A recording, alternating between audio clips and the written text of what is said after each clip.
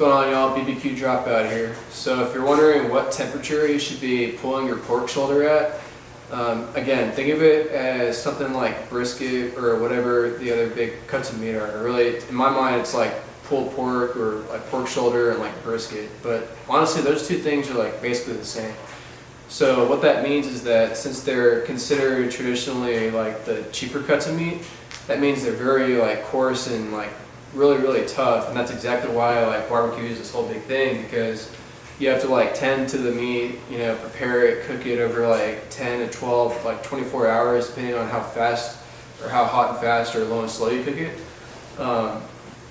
So you have this big piece of meat, right? And you think about it, like on all these animals, like they have, the reason why they're so tough and considered these cheap cuts of meat is because they have all this collagen and like interconnective tissues in them.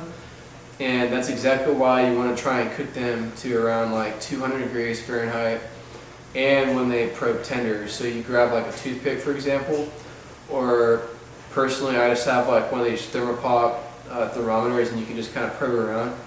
So you want to be able to make sure, one, it can probe out at around 200 degrees Fahrenheit, and then number two, as you're probing it with a thermometer preferably, you want to be able to make sure that it can like go in like a stick of butter, and that's how you can kind of rest assured that all the collagen and all that stuff, all that good stuff, has rendered down, and that's exactly when you should try pulling the pork shoulder.